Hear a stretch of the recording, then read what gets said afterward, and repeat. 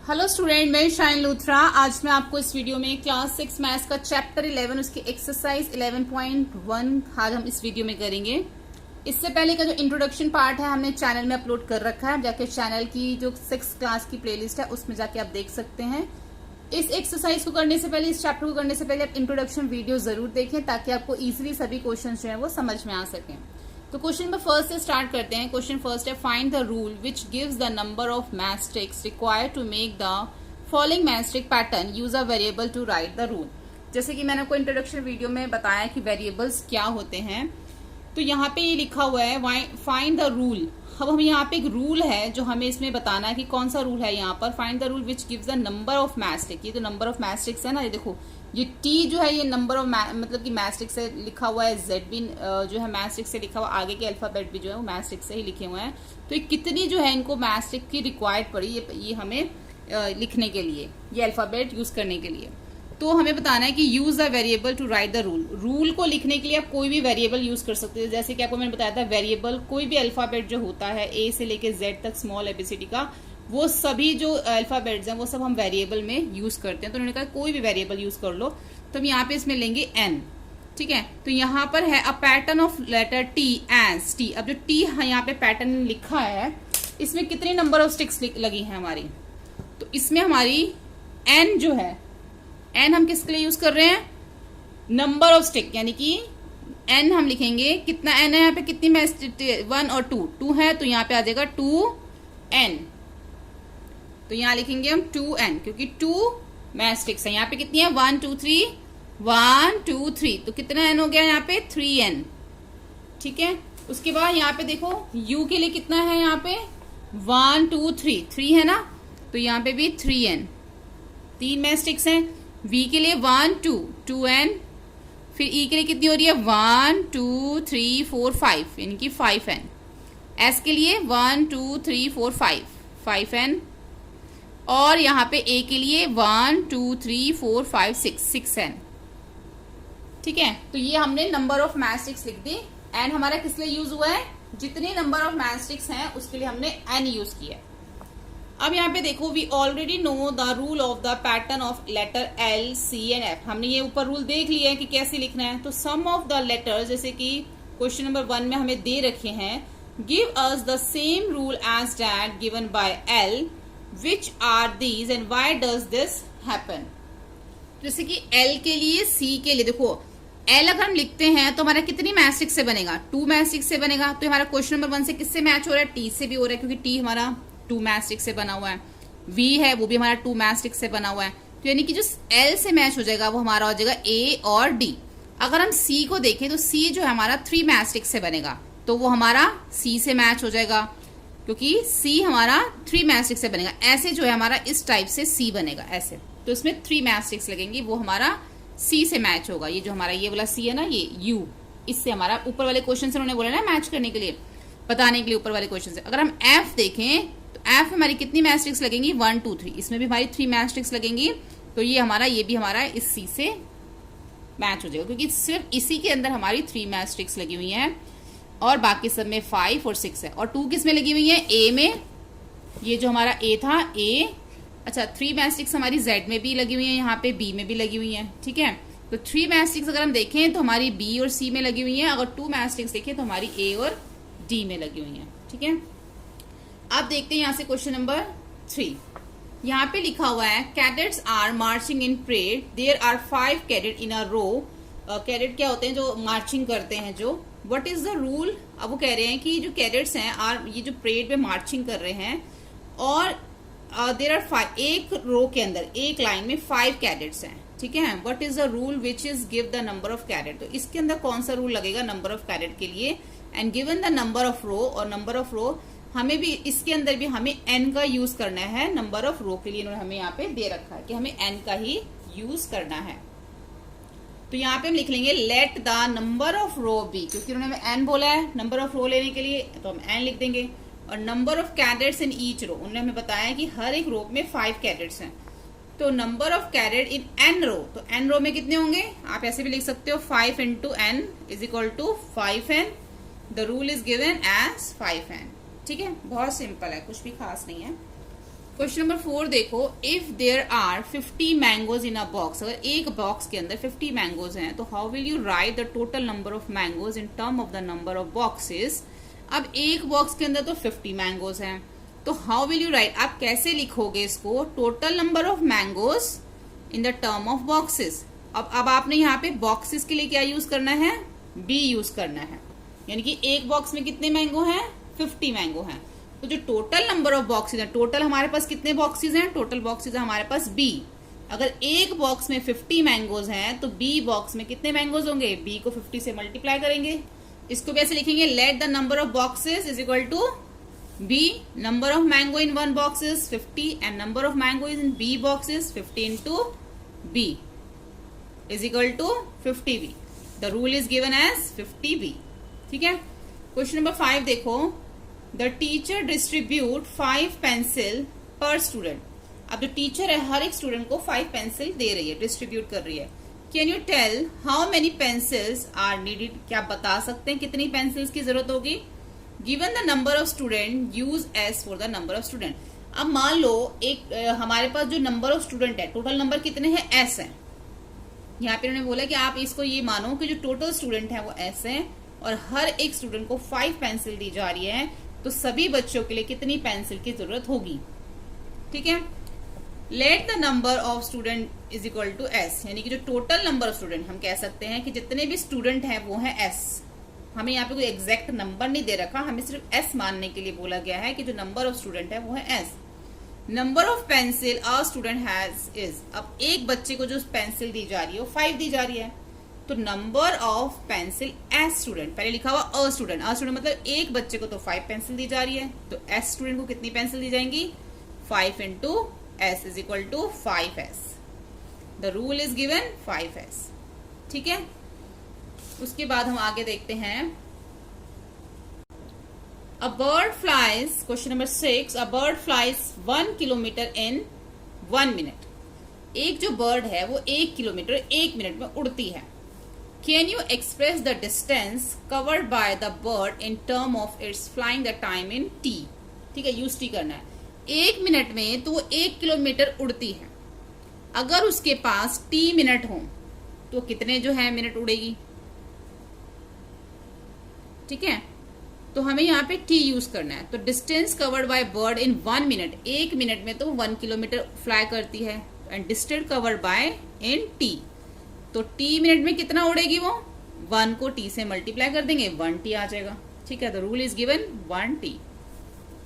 Question number 7, यहाँ पे अब आपको एक चीज देखनी है। देखो यहाँ पे हमें क्वेश्चन में दे रखा है 9 डॉट्स। ठीक है, यहाँ पे हमें दे रखा है 9 डॉट्स क्वेश्चन में, लेकिन जो इसका आंसर पीछे आ रहा है वो 8 डॉट्स के अकॉर्डिंग आ रहा है। तो या तो यहाँ पे चेंज कर लो या फिर पीछे आंसर आपका थोड़ा सा अलग आएगा, क्योंकि देखो मैं आपको बताती हूँ कैसे। अगर हम 9 डॉट्स के हिसाब से चलते हैं तो देखो क्या आता है। पहले क्वेश्चन समझ लेते हैं। Radha is drawing a dot rangoli, a beautiful pattern of line joining dot. तो कर रही है, एक डॉट से ना रंगोली बना रही है, उसने जितनी डॉट्स बनाई है उनको आपस में जोड़ देती है और रंगोली बन जाती है with a chalk powder. She has 9 dots in a row, उसने क्या करा, एक रो के अंदर 9 डॉट्स को लगा दिया। How many dots will her rangoli have for R rows. अगर वो एक रो में 9 डॉट्स लगा रही है तो हाउ मेनी डॉट्स, तो कितनी डॉट्स लगाएगी वो आर रोज के अंदर। ठीक है, and how many dots are there if there are 8 rows, if there are 10 rows. अगर आर रोज में वो कितनी डॉट्स लगाएगी, 8 रोज में वो कितनी डॉट्स लगाएगी, 10 रोज में वो कितनी डॉट्स लगाएगी, ये हमें बताना है। हमें इतना पता है कि एक रो में वो 9 डॉट्स लगाती है, तो आर में कितनी लगाएगी। Number of dots in R row, एक रो में 9 हो गया, तो number of dots R row, तो आर रो में कितना लगाएगी, ये नीचे लिखा हुआ है, ये आ जाएगा number of dots in R row. उसके बाद आएगा, ये लाइन नहीं आएगी, उसके बाद आएगा number of dots in R row. तो आर रो में कितना लगाएगी, 9 को 8 से मल्टीप्लाई कर देंगे, 9r। फिर नंबर ऑफ डॉट्स इन 8 रो। देखो पहले एक रो में हमें पता है कितनी लगाई उसने, 9 डॉट्स लगाई। आर रोज में कितनी लगाई, 9 को 8 से मल्टीप्लाई कर दिया, तो 8 रोज में कितनी लगाई, 8 को 9 से मल्टीप्लाई कर दिया, 72। 10 रोज में कितनी लगाएगी, 10 को 9 से मल्टीप्लाई कर देंगे, 90। यानी कि सबको मल्टीप्लाई करना है हमने 9 से, आर को भी, 8 को भी और 10 को भी। पीछे क्या आंसर दे रखा है हमारा,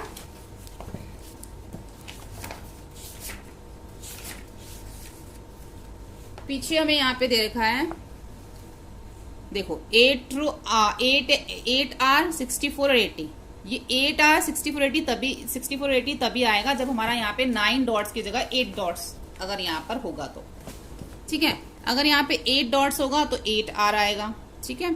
8 को 8 से मल्टीप्लाई करेंगे 64, 8 को 10 से मल्टीप्लाई करेंगे तो 80, लेकिन हमें यहाँ पे क्या दे रखा है, 9 दे रखा है। तो अब 9 से अगर करना है तो आंसर ये आएगा, अगर 8 से करोगे तो आंसर आपका पीछे से मैच हो जाएगा। उसके बाद है हमारा question number 8। Leela is Radha's younger sister. Leela जो है वो राधा की छोटी बहन है। Leela is 4 years younger than Radha. Leela जो है राधा से 4 साल छोटी है। Can you write Leela is age. अब लीला की एज बता सकते हैं in the term of Radha age. Radha की एज से आप लीला की एज बता सकते हैं, ठीक। Radha's age to be X. Radha की एज को हमने यहाँ पे एक्स मान लेना है, ठीक है। Let the age of Radha be X, कि राधा जो है वो एक्स ईयर की है। तो लीला क्या थी, उससे 4 साल छोटी थी, तो Leela is 4 years younger than Radha. तो राधा की एज क्या हो गई, x माइनस 4, यानी कि जितनी लीला की एज है उसमें से 4 कर दो माइनस को, क्योंकि उससे 4 साल छोटी है, तो x माइनस 4 जो है वो राधा की एज हो गई। तो यही जो है इसमें रूल बताया, क्योंकि हमें यहाँ पे किसकी एज निकालनी थी। Can you write Leela's age in term of Radha's age, ठीक है। और यहाँ पे हमें राधा की एज बता रखी थी कितनी है। यहाँ पे हम लिखेंगे लीला से, क्योंकि हमें लीला की एज निकालने के लिए बोला गया था, ठीक है। अब जो राधा की एज है वो x ईयर है, और लीला जो है वो 4 साल राधा से छोटी है, तो लीला की एज क्या होगी, x माइनस 4, यानी कि जितनी राधा की एज है उससे माइनस 4 जो है वो लीला की एज होगी। क्योंकि हमें यहाँ पे राधा की एज दे ही नहीं रखी और ना ही हमें निकालने के लिए बोला है। राधा की एज x दे रखी है, उसमें से हम माइनस 4 कर देंगे तो वो हमारी लीला की एज आएगी। तो यही इसका जो है वो रूल है, जिस रूल से हम इसको कर रहे हैं। क्वेश्चन नंबर 9 है, mother has made laddoo. Mother ने लड्डू बनाए। She gives some laddoos to guest and the family member. उसने कुछ लड्डू जो है किसको दे दिए, गेस्ट को दे दिए, कुछ फैमिली मेंबर्स को दे दिए। अभी भी जो है 5 लड्डू बच गए हैं। If the number of laddoo mother's gave away is L and how many laddoos did she make. अगर जो लड्डू है मदर दे देती है किसको, गेव अवे इज L, तो अब हमारे पास उसके पास जो कितने लड्डू बचेंगे। Let the number of laddoo, mother ने जो लड्डू दिए हैं उसको यहाँ पे क्या मानना है, L मानना है। और नंबर ऑफ लड्डू कितने बचे हैं, 5 बचे हैं।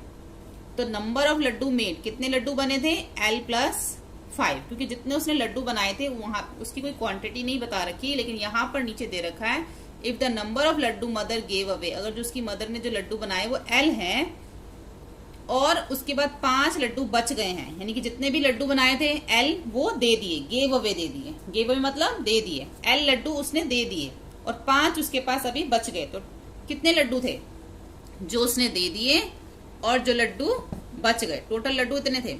यानी कि the let the number of laddoo mother gave away, mother ने जो लड्डू गेस्ट को और जो फैमिली मेंबर्स को दिए वो कितने दिए, L दिए, ठीक है। L लड्डू दे दिए उसने, अभी भी उसके पास 5 बच गए।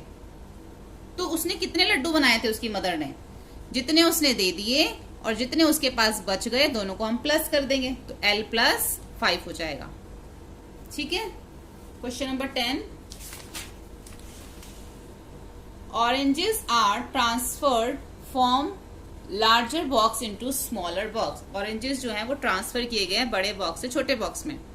When the large box is empty, जब बड़ा बॉक्स खाली हो जाता है, the orange from it will be filled to smaller box and still 10 oranges remaining outside। देखो एक बहुत बड़ा बॉक्स था, उसमें ऑरेंजेस थे, तो उन्होंने क्या करा, बड़े बॉक्स में से ऑरेंजेस निकाल के छोटे में डाल दिए। लेकिन जो बड़े बॉक्स में ऑरेंजेस थे उसको जब छोटे में डाला, बड़े में तो एक में थे लेकिन वो छोटे 2 बॉक्सेस में आए, उसके बाद भी 10 ऑरेंजेस जो हैं वो बाहर रह गए। If the number of oranges in a small box are to be x, to be taken x, यानी कि अगर एक छोटे बॉक्स के अंदर हम ये देखें कि x ऑरेंजेस हैं एक छोटे बॉक्स में, तो what are the number of oranges in the large box, तो लार्ज बॉक्स के अंदर कितने ऑरेंजेस थे, ठीक है। तो let the number of oranges in a small box, एक छोटे बॉक्स के अंदर ऑरेंजेस हमें मानने के लिए बोला गया है x। in 2 small, तो 2 small बॉक्स में, एक में अगर x है तो 2 छोटे बॉक्सेस में कितने होंगे, 2x होंगे। 2 को x से मल्टीप्लाई कर देंगे, यानी कि एक छोटे बॉक्स में x ऑरेंजेस हैं और 2 छोटे बॉक्सेस में 2x ऑरेंजेस है, उसके बाद में 10 बच गए, तो नंबर ऑफ ऑरेंजेस लेफ्ट 10, यानी कि इन दोनों को हमें प्लस करना पड़ेगा, 2 ऑरेंजेस 2 बॉक्सेस को और 10 को। तो number of oranges in the big box, तो बड़े बॉक्स में कितने होंगे, जो 2 छोटे बॉक्सेस में थे 2x वो, और जो 10 बच गए वो भी जो है बड़े बॉक्स में होंगे, तो टोटल जो ऑरेंजेस हो जाएंगे 2x प्लस 10। ठीक है, समझ में आया। एक बड़ा सा बॉक्स था उसमें ऑरेंजेस थे, उसको छोटे बॉक्स में डाल दिया, और वो जो बड़े बॉक्स में ऑरेंजेस थे वो छोटे वाले 2 बॉक्सेस में आए, उसके बाद भी 10 ऑरेंजेस बच गए। तो एक बॉक्स में x थे, तो 2 बॉक्सेस में कितने हो गए 2x, और कितने बच गए 10, तो टोटल कितने ऑरेंजेस आए बड़े बॉक्स में 2x प्लस 10, यानी कि टोटल जो ऑरेंजेस थे बड़े बॉक्स में वो 2x थे, यानी कि 2 छोटे बॉक्सेस वाले, और जो 10 बच गए वो भी उसके अंदर थे। ठीक है, ये हो गया question number 10।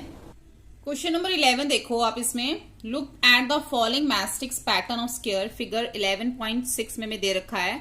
The squares are not separate, जो स्क्वायर्स हैं सेपरेट जो है यहाँ पे एक साथ आपको दिख रहे हैं, अलग अलग नहीं है। 2 नेबरिंग स्क्वायर्स, मतलब कि neighbouring squares have a common matrix, इनके अंदर एक कॉमन मैट्रिक्स लगी हुई है। तो observe the pattern that find the rule and give in the number of matrix. बहुत ही सिंपल है। ठीक है, अब ए में देखो कितनी मैट्रिक्स लगी हुई है, आपको दिख रही है यहाँ पे 1 2 3 4। मैंने यहाँ पे नीचे वैसे ऐसे भी बना के लिखा हुआ है, आपको वैसे ऐसे ही बना के लिखना है, देखो इस टाइप से। यहाँ पे अपने फिगर लिख लेना है ABCD, यहाँ पे नंबर ऑफ ए में कितने, एक जो है कितना स्क्वायर है उसमें 1 स्क्वायर दे रखा है इसमें। ये देखो पिक्चर में हमें कितना स्क्वायर दे रखा है, एक स्क्वायर दे रखा है तो 1 आ गया। इस स्क्वायर में कितनी मैट्रिक्स लगी हुई है 1 2 3 4 लगी हुई है, तो ये 4 आ गया। अब इसका पैटर्न क्या बन रहा है 3 into 1 plus 4, इसका पैटर्न हमारा ये बनेगा। आपको ये समझना है 3 into 1 plus 1 क्या बनेगा, 3 को अगर हम 1 से मल्टीप्लाई करें 3 plus 1 इज इक्वल टू 4 बनता है। ठीक है, तो ये हमने इसका पैटर्न रखना है 3 into 1। उसके बाद देखो सेकंड वाले में हमें 2 स्क्वायर्स दे रखे हैं। ठीक है, अब इसमें देखो क्या बन रहा है, कितनी मैट्रिक्स लगी हुई है 1 2 3 4 5 6 7, 1 2 3 4 5 6 7 लगी हुई है इसमें मैट्रिक्स। अब 2 स्क्वायर्स हैं 7 मैट्रिक्स है, तो अब यहाँ पे पहले 3 into 1 था, अब क्या हो गया 3 into 2 हो गया, कितना हो जाएगा 6 plus 1 इज इक्वल टू 7 आ गया। ऐसे ही थर्ड वाले में सी वाले में देखो हमारे 3 स्क्वायर्स हैं, और 3 स्क्वायर्स में हमारी कितनी मैट्रिक्स लगी हुई है 10, तो क्या पैटर्न बनेगा 3 into 3 plus 1, 3 3 जा 9 plus 1 10 हो जाएगा। डी वाले में हमारे 4 स्क्वायर्स हैं और 13 मैट्रिक्स हैं, तो क्या पैटर्न बनेगा 3 into 4 plus 1, क्या आ जाएगा यहाँ पे 12, और ये साथ में +1 13 हो जाएगा। ठीक है, ऐसा आपको पैटर्न देखना है। अब देखो सेकंड क्वेश्चन में हमें कैसे दे रखा है, नंबर ऑफ ट्रायंगल्स दे रखे हैं बी पार्ट में हमें। अब बी पार्ट में हमें नंबर ऑफ ट्रायंगल्स दे रखे हैं, तो इसमें कितने हो गए 1 2 3, वैसे ही करेंगे जैसे क्वेश्चन ए पार्ट किया, ऐसे 1 2 3 4 5 1 2 3 4 5 6 7, सेम उसी रूल से करेंगे। देखो ए में क्या है, नंबर ऑफ ट्रायंगल हमें दे रखा है, एक ट्रायंगल है उसमें, उसी तरीके से नंबर ऑफ ट्रायंगल 1 है ए में, उसमें 3 मैट्रिक्स लगी है, तो 2 into 1 plus 1 हो जाएगा। सेकंड में 2 ट्रायंगल्स हैं, उसमें 5 मैट्रिक्स लगी है, तो 2 into 2 plus 1 हो जाएगा। थर्ड में 3 ट्रायंगल्स हैं, 7 मैट्रिक्स लगी हैं, 2 into 3 plus 1 हो जाएगा। ऐसे फोर्थ में हमारे 4 ट्रायंगल्स हैं और 9 मैट्रिक्स लगी हैं, तो 2 into 4 plus 1 हो जाएगा। ठीक है, तो इस तरीके से हमारी जो एक्सरसाइज है 11.1 कंप्लीट हो जाती है।